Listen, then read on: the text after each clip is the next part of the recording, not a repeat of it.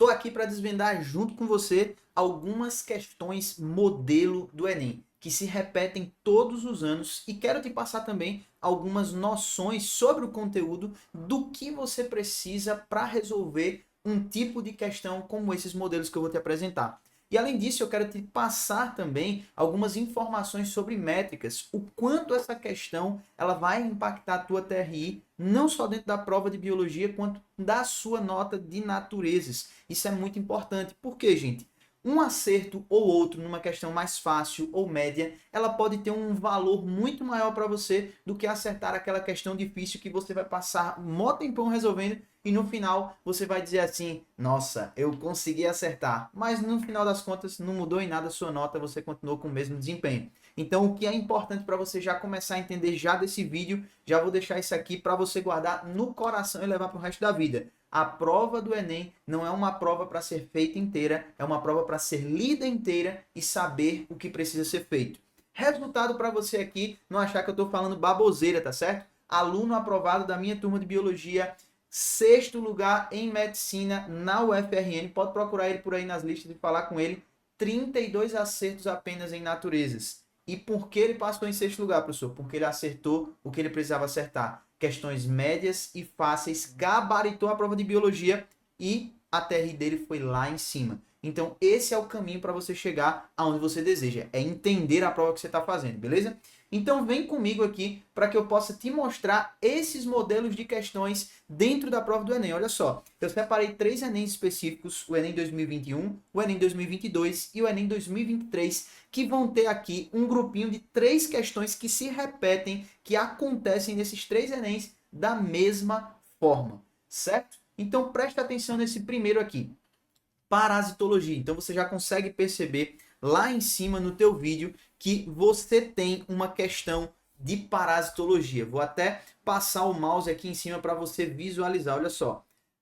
Por que está aqui reino animal também, professor? Porque necessariamente você vai precisar conhecer uma coisa ou outra do grupo específico que está se tratando aqui da doença, mas nada muito aprofundado. O que nós precisamos saber é, no fim das contas, as nuances relacionadas com um ciclo parasitológico, mais especificamente de um vírus. Então, olha só, vamos ler aqui a questão para você pegar o modelo dela e guardar na sua mente. Olha só. A curcumina, uma das substâncias que confere a cor alaranjada ao açafrão, pode auxiliar no combate a quem? Olha só, no combate à dengue, quando adicionada à água de criadouros do mosquito transmissor. Então ele já te deu 2 informações específicas. Ele já falou qual é a doença que ele está trazendo para o contexto da questão, que é a dengue, uma virose.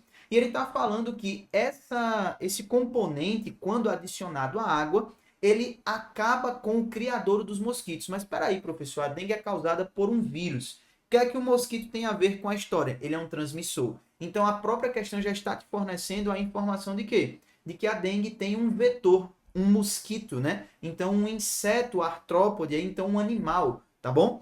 E ele vai dizer o seguinte, ó, essa substância acumula-se no intestino do inseto após ser ingerida com a água do criadouro e, quando ativada pela luz, induz a produção de espécies reativas de oxigênio que danificam de forma fatal o tecido do tubo digestório. Então, colocar a curcumina na água onde a gente tem larvas do mosquito vai favorecer a morte desses mosquitos. Então, eu vou estar atuando sobre a transmissão dessa doença. Eu vou estar matando os vetores em maior quantidade. E aí ele vai perguntar o seguinte: a forma de combate relatada tem como atividade o quê? A morte do indivíduo adulto? Não, ele fala que é um criadouro, certo? Então, onde é que a gente vai ter água parada dentro do ciclo do vetor da dengue? É quando a gente tem as larvas. Então, todo mundo na vida já assistiu um comercial na televisão falando sobre não deixe água parada, vira o pneu, vira as garrafas, coloca terra naquele pratinho que fica embaixo do vaso de mamãe, que mamãe está colocando água. Então, neste sentido, o que é que eu estou falando? Eu estou falando sobre medidas para segurar a população dos indivíduos que transmitem isso. Então, imagine comigo o seguinte. Imagine que eu estou falando sobre o iFood. Imagine que o iFood ele vai levar aí comida para todo o Brasil, certo? Então, eu tenho um fator que é a comida e eu tenho alguém que transmite essa comida, que leva para as casas das pessoas. Se eu quiser quebrar o iFood, eu preciso quebrar quem? Eu preciso quebrar quem faz a comida ou quem recebe. Na verdade, a única coisa que eu preciso fazer é parar com quem leva a comida de quem fez para quem recebe. Aí eu consigo quebrar o iFood, beleza? Então é basicamente a mesma coisa que o Enem quer de você para você resolver questões sobre doenças. Pegou a ideia? A ideia existe alguém que faz e alguém que recebe. Ou seja, no caso da doença, você está falando de alguém que causa e alguém que tem a consequência da doença. Então eu tenho o agente etiológico, certo? Que seria o restaurante que faz a comida, certo? Então é o meu indivíduo, o vírus ali, que causa a doença em quem recebe. Ou seja, a pessoa que recebeu a comida do restaurante. Então você recebeu o vírus da dengue, você vai ter dengue. Pegou a ideia? E quem é que está fazendo esse trânsito? Quem é o iFood da doença? É exatamente o mosquito Aedes aegypti. Então, se eu quiser parar o ciclo de vida da doença com relação a quem está sofrendo com ela, eu paro o transmissor, certo? Então, o modelozinho de questão que eu estou passando para vocês aqui é exatamente esse. Quando eu tenho questões de parasitologia, a grande maioria delas vai girar em torno de resolver o problema da transmissão, ou seja, estou falando em profilaxia. Professor, que nome difícil. O que é profilaxia? Prevenção. Como é que eu evito de pegar essa doença? E aí a gente tem duas diferenças, tá? A prevenção é para tu não pegar a doença. O tratamento é depois que tu pegou a doença. Concorda? Então, quando tu vai no médico doente, tu tá atrás de quê? Tu tá atrás de um tratamento. Quando você pratica uma prevenção, você está evitando ficar doente, tá? Então, quando a gente fala de profilaxia, que é o que o Enem mais ama cobrar dentro de questões de parasitologia, esse modelinho, é perguntar para você como é que está funcionando essa prevenção.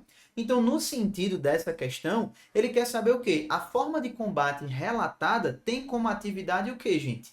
Tem como atividade impedir o desenvolvimento da larva, como está na letra D. Porque a água parada, no ciclo de vida lá da dengue, né, no ciclo parasitológico e principalmente do seu vetor, ela está relacionada com o estágio larval do mosquito. Então, jogando essa substância lá, vai causar a morte, vai causar um dano fatal no tubo digestório desses indivíduos. Então, a larva não se desenvolve, consequentemente, eu não tenho indivíduos adultos, consequentemente, eu não tenho iFood para entregar a doença a quem precisa receber. No caso aí, eu não tenho quem faça a transferência da dengue para os seres humanos. Tranquilo? Então, isso aqui é um modelo muito simples de questões, porque vocês vão ver que no ano de 2022 a gente também tem o mesmo tipo de questão perguntando sobre profilaxia, sobre prevenção de um tipo de doença específico. Então, pega essa ideia, por quê? Porque esse tipo de questão, como você consegue ver aqui a métrica desse meu aplicativo, são 36% de acerto. Então, é uma questão que está ali na faixa do médio, tá? Não é uma questão muito difícil, mas também não é uma questão fácil. Então, uma baixa porcentagem de alunos acaba acertando esse tipo de questões. Então, essa questão ela pode ter uma diferença importante para a tua TRI.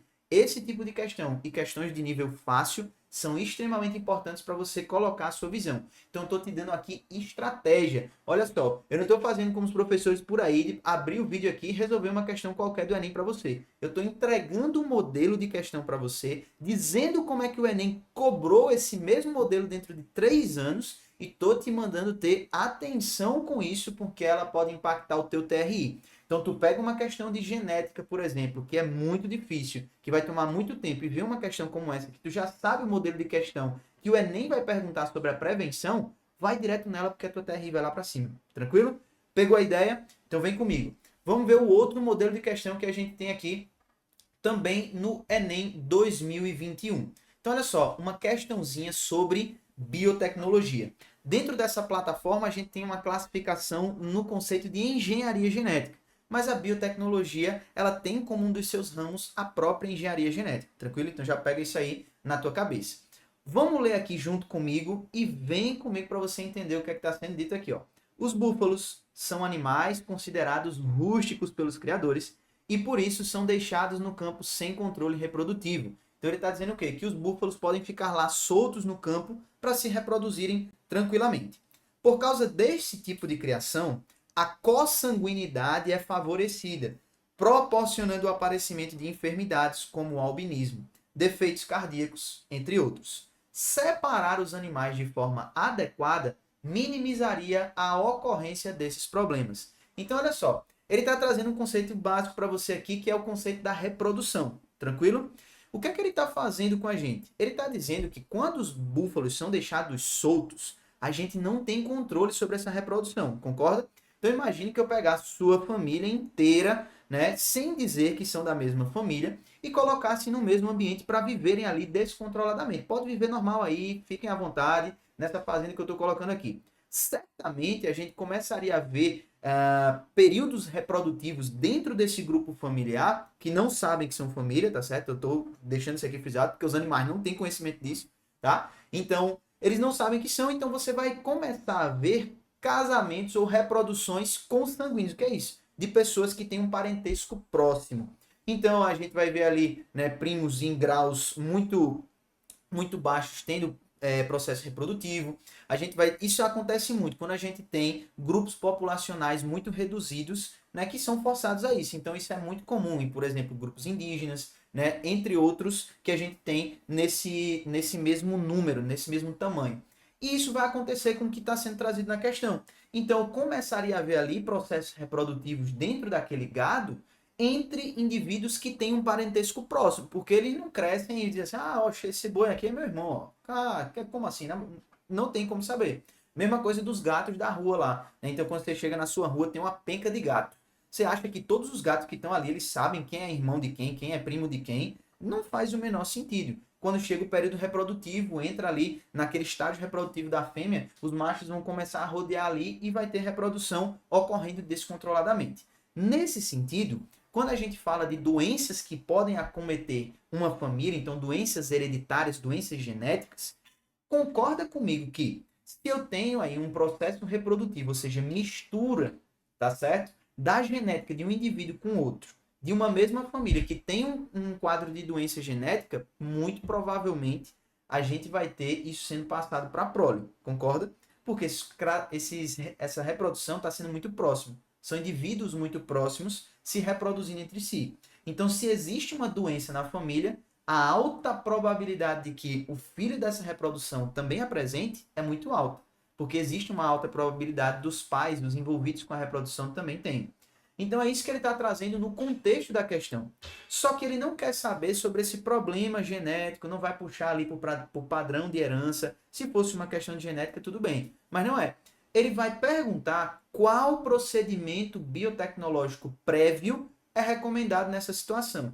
Então, olha só. Se eu tenho indivíduos vivendo dentro de um cercado ali do gado, e eu tenho uma alta probabilidade que a reprodução descontrolada entre eles gere a ocorrência de doenças genéticas por terem ali uma proximidade de parentesco muito grande, qual é o procedimento que vai me auxiliar a não fazer isso? Né? Eu tenho um conhecimento da genética daquela família. Concorda? Então, se eu sei da genética daqueles bois, eu consigo dizer, ó, esse grupo não pode ficar perto desse, porque se ficar vai reproduzir e vai ter uma alta probabilidade de acontecer a transmissão dessa característica hereditária para a próxima geração, ou seja, dos filhos desses cruzamentos acontecerem com problemas genéticos. Então, conhecer a genética seria o principal ponto fundamental aqui. Por isso que a resposta dessa questão, como você está vendo no gabarito, a letra E. Mapeamento genético. Mas como eu disse, o meu objetivo não é resolver a questão com você, mas é mostrar esse modelo. O que é que ele está falando aqui? Uma questão de biotecnologia como essa aqui vai te trazer um contexto e vai ter uma pergunta muito direta. Ele vai te perguntar qual é o processo. Ou o processo que ele descreveu, ou um processo que resolve o problema que ele trouxe. Então esse é o modelo de questões de biotecnologia que caem no Enem. Olha que ouro que eu estou te entregando aqui na biologia. Olha só, ou a questão te entrega um problema e pergunta a tecnologia que resolve, ou ela descreve o processo e pergunta que tecnologia é essa. Eu vou colocar uma questão de 2022 aqui e você vai ver que é exatamente o mesmo princípio, tá?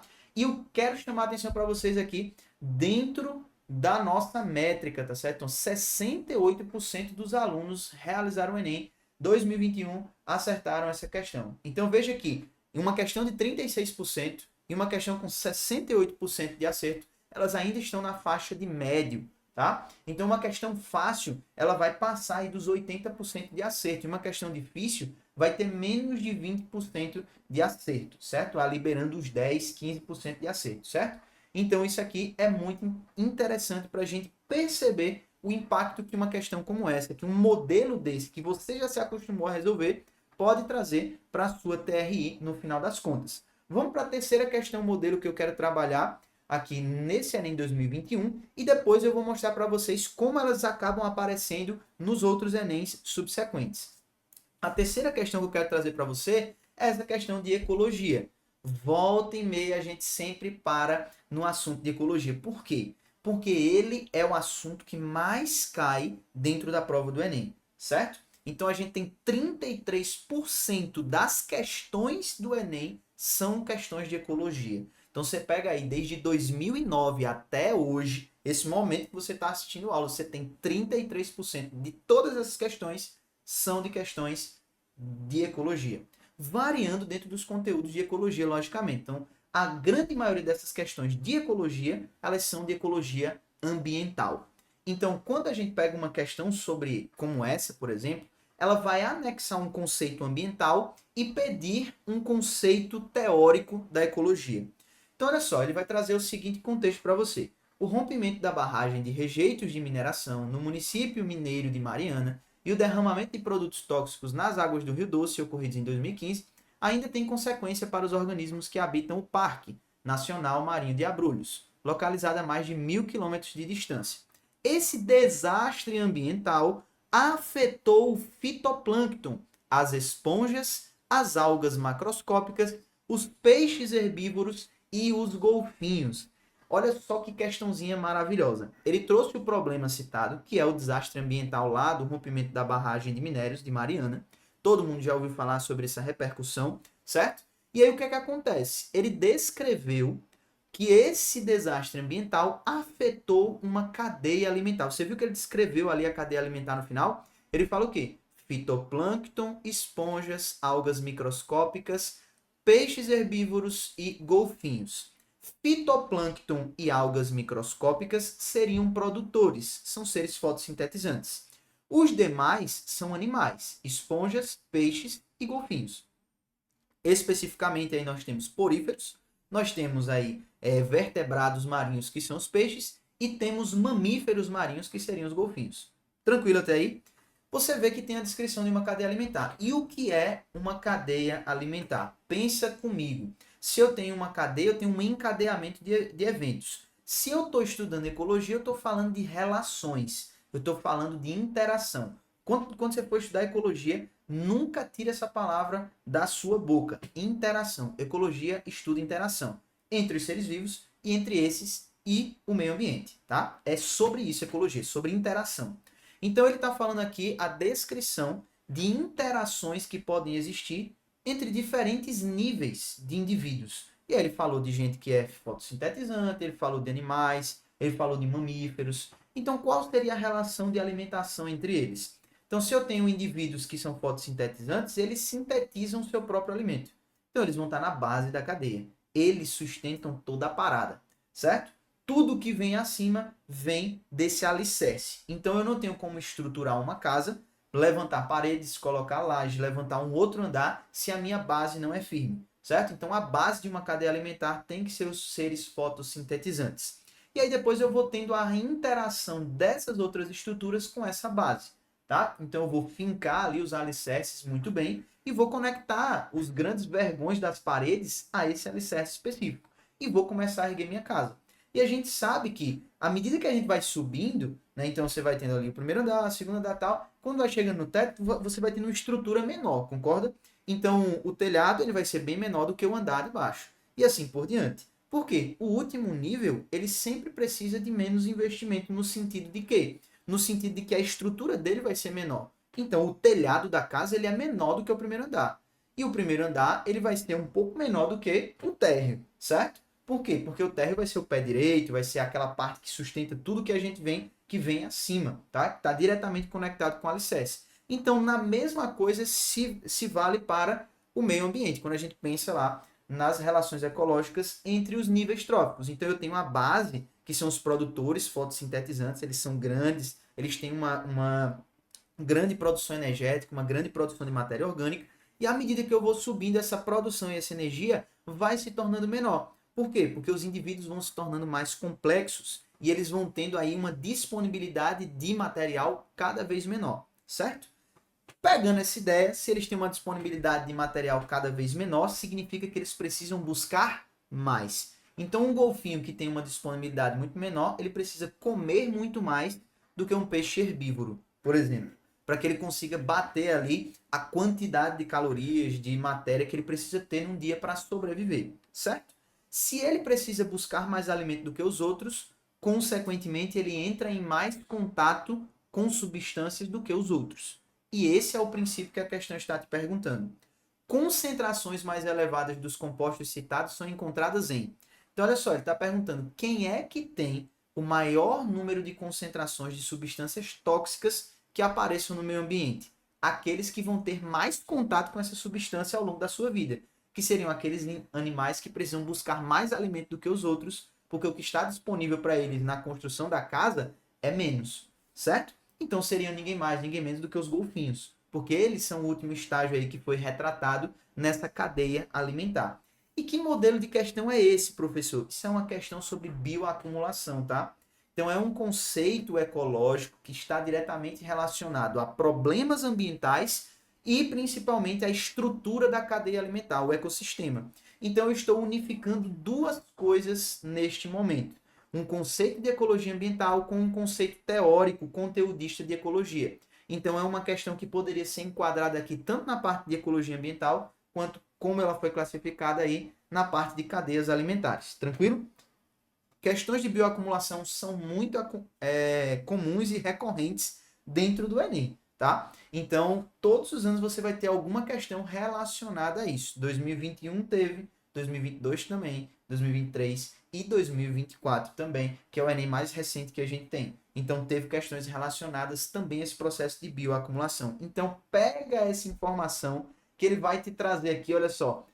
Trouxe um desastre ambiental, deu a cadeia alimentar para você e perguntou quem é o mais afetado. Sempre vai ser o último, tá certo? O mais alto nível vai ser o mais afetado dentro desse processo. Então, eu te entreguei aqui o modelo e como você resolve também, tá? Então, aqui é completo, beleza?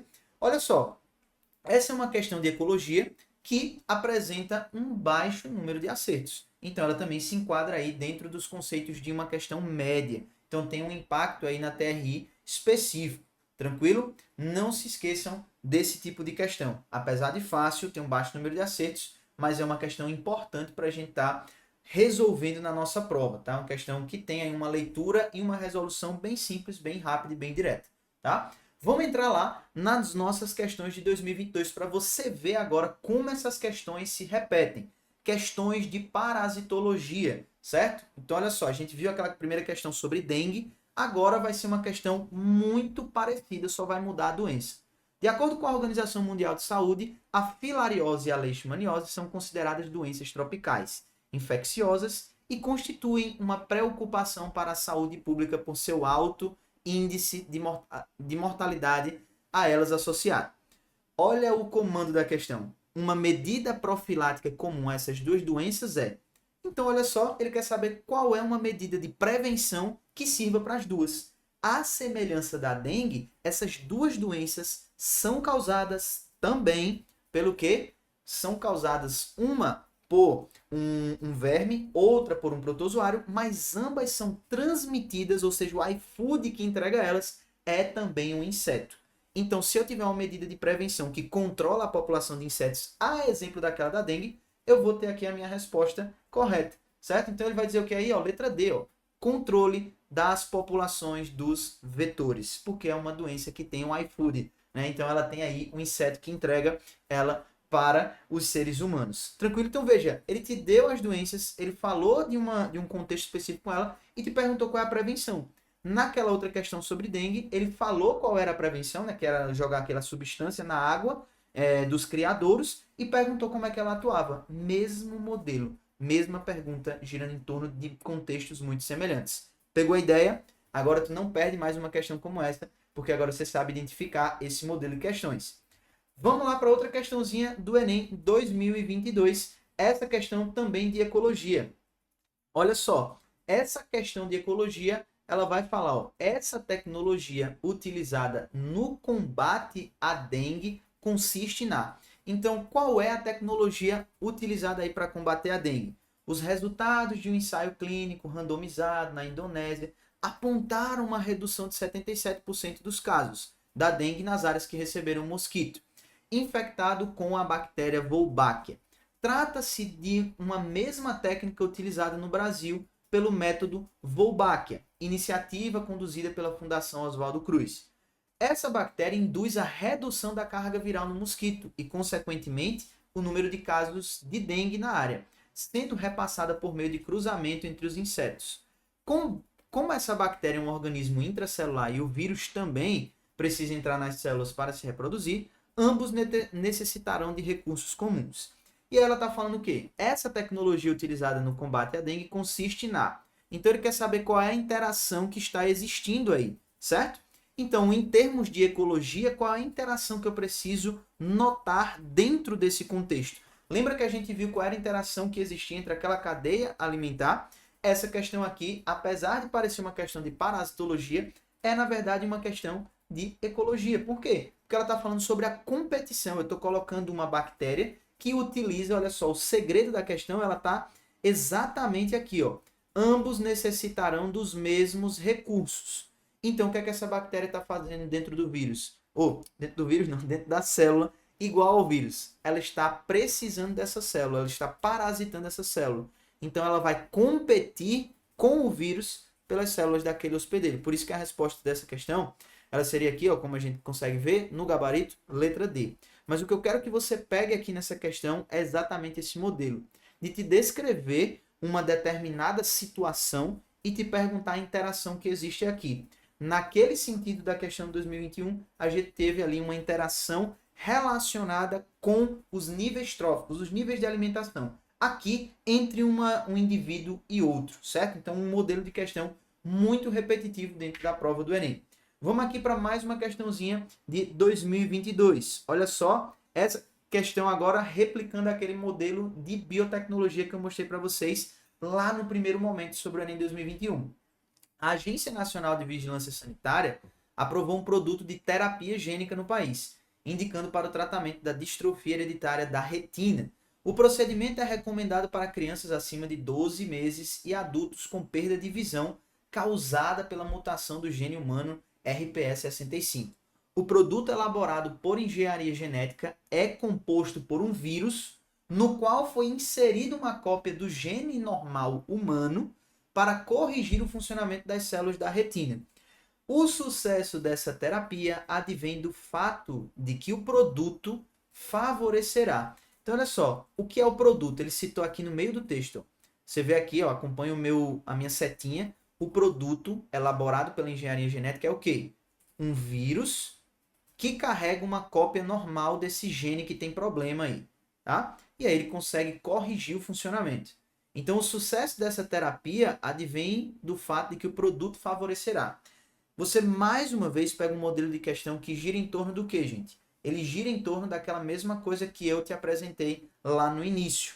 Eu apresentei o quê? Uma questão que traz um contexto, ele descreve a técnica e te pergunta ou qual é a técnica utilizada, ou ele descreve e pergunta como a técnica funciona, certo? Naquele caso, ele perguntava o nome da técnica, né, que seria o mapeamento genético. Aqui, ele quer saber como é que funciona com base no que ele te descreveu. É o mesmo princípio. Só que só essa mudança da pergunta, né, para a sua resposta, ela tornou essa questão aqui com um nível de acerto muito mais baixo do que aquela primeira. Então, você já vê aqui uma questão que é média no limite, tá? Ela é uma média para difícil, certo? Eu diria que essa aqui é até uma questão difícil por causa do número de acertos. 13% dos alunos apenas acertaram essa questão. Então, é uma questão que já deixa de impactar tanto no teu TRI. Então, olha a estratégia. Professor, eu li, reli, não sei resolver. Pode pular e ir para uma questão mais fácil. Como eu falei lá no início, pega essa referência. Prova do Enem é uma prova para ser lida inteira, não feita inteira. Saiba quais questões pular e quais você precisa realmente fazer, tá? Então, nessa questão aqui, ó, o sucesso da terapia advém do fato de que ela vai favorecer a correção do código genético para a tradução da proteína? Não. código genético é universal. O que é o código genético? É eu te entregar uma frase e você saber exatamente o que ela significa, tá? Se eu te entregar essa frase escrita numa linguagem universal, você e a pessoa da China vão saber o que significa, tá bom? Então, por exemplo, vamos pensar aqui numa linguagem direta. Se eu fizer isso aqui para você e para um chinês, ele vai saber que isso aqui significa um legal, tudo bem, tá certo, valeu, ok, tá? Então é uma linguagem universal. Esse código, ele é universal, ele não muda. Então eu não vou corrigir isso, tá? Letra B. Alteração do RNA ribossômico ligado à síntese de proteína. O RNA ribossômico é o que, gente? É a própria máquina que faz as proteínas. Eu não preciso corrigir. O problema aqui não está na máquina que faz as proteínas. Está na leitura que ela está tendo. Então eu preciso corrigir a mensagem que chega para construir, não a máquina, certo? Letra C. Produção de mutações benéficas. Espera aí. Eu não tenho como dizer que uma mutação vai ser benéfica. Mutação é mutação. Um lance aleatório. Pode dar bom, pode dar ruim. E na maioria das vezes dá ruim. Então eu não posso dizer que é uma mutação benéfica. Letra D. Liberação imediata da proteína normal. Não dá para liberar imediatamente porque ela está sendo carregada por um vírus. O vírus não tem maquinaria. Tá? Quem resolve isso daí é o quê? Ele vai entregar essa mensagem para a célula fazer direito. Então, letra E. Expressão do gene responsável pela produção da enzima normal. Foi isso que o próprio texto disse. Ó. Ele está entregando uma cópia do gene normal para corrigir o funcionamento. Então agora ele consegue expressar o gene de forma normal. Tranquilo? Então ele te perguntou aqui, te entregou, te descreveu a tecnologia, te perguntou como ela funciona e como ela vai atuar. Tranquilo? Isso daqui é um modelozinho que mais uma vez se repetiu de um ano para o outro. E agora a gente vai ver mais duas questões que se repetiram no ano de 2023. Olha só, uma mesma questão sobre parasitologia. Ele vai trazer um contexto aí sobre a leishmaniose e ele vai perguntar o seguinte: em qual material biológico dos cães a presença desse protozoário representa risco de transmissão dessa zoonose? Então você tem que entender somente aqui qual é o papel dos cães dentro desse possível ciclo parasitológico da leishmaniose.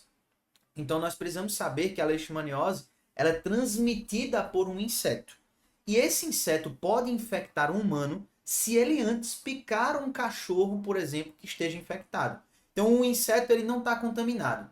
Mas na minha casa tem um cachorro que tem leishmaniose. Ele está sendo afetado ali. E aí o que acontece? Esse mosquito que estava limpo pica o meu cachorro e agora ele se contaminou. Mais tarde ele sentiu fome de novo, foi lá no meu quarto e me picou também. Ele transmitiu a leishmaniose que estava no meu cachorro, contaminou ele, mandou para mim, certo? Então o que acontece? É entender esse parâmetro dentro do ciclo. Então ele está fazendo uma pergunta direta sobre a transmissão mais uma vez. De eu entender que o cachorro ele não é um vetor, ele está sendo um hospedeiro assim como os seres humanos. E aí o que acontece? Um mosquito que picou ele e picar um ser humano pode transferir isso daí porque teve contato com o sangue contaminado dele, certo? Então, a contaminação do mosquito aqui está se dando pelo sangue, no momento que ele se alimenta de um indivíduo infectado. A mesma coisa pode valer para um humano para outro, certo?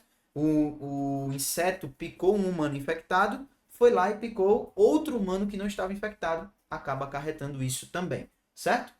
Então, o mesmo modelozinho de questão, te descreve uma situação, te entrega sobre um ciclo de algum parasita e te faz uma pergunta sobre prevenção, sobre tratamento, geralmente não acontece, né? Sobre prevenção e sobre a transmissão dele, tá? Era essa palavra que eu queria achar. Às vezes a cabeça falha, mas é assim mesmo, beleza? E a última questão que eu queria mostrar aqui para vocês é exatamente sobre aquele modelozinho de questão de ecologia falando sobre bioacumulação. 2023 caiu outra vez, olha só. A biorremediação designa tratamentos que usam organismos para reduzir a quantidade de substâncias tóxicas no ambiente ou degradá-las em substâncias não tóxicas ou de menor toxicidade. Uma planta aquática, o aguapé, tem sido utilizada para a biorremediação de ambientes contaminados por metais tóxicos. Sabe-se que esses poluentes serão captados para dentro do corpo do vegetal. Então ele está falando do quê? Da bioacumulação mais uma vez. Dentro do corpo do vegetal, esses contaminantes serão o quê? Digeridos, eliminados, metabolizados, utilizados ou acumulados. O processo de biorremediação é o quê? Utilizar essa planta para extrair esse negócio do meio ambiente. Se ela digerir, eliminar, metabolizar ou utilizar, ela pode acabar mantendo isso dentro do ambiente. Mas se ela acumular e for retirada, né, esse é o processo que a gente está explorando, por isso a letra B, certo? Então, ela vai ser utilizada para fazer aquele processo de bioacumulação, que quem seriam os mais afetados seriam os últimos da cadeia alimentar, como os golfinhos lá naquela questão. Então, a mesma questão que gira em torno do mesmo conceito, do mesmo contexto, e pergunta sobre a atuação desse acúmulo em um nível específico da cadeia alimentar. Então veja que esse modelo de questão ele se repete mais uma vez. Pegou a ideia? Então se você pegou a ideia desses modelos, você vai bater o olho e vai saber já do material que você precisa para resolver uma questão como essa. E se liga, todos os anos se repetem como eu te mostrei aqui. Tranquilo? Então fica comigo e até o próximo vídeo. Valeu!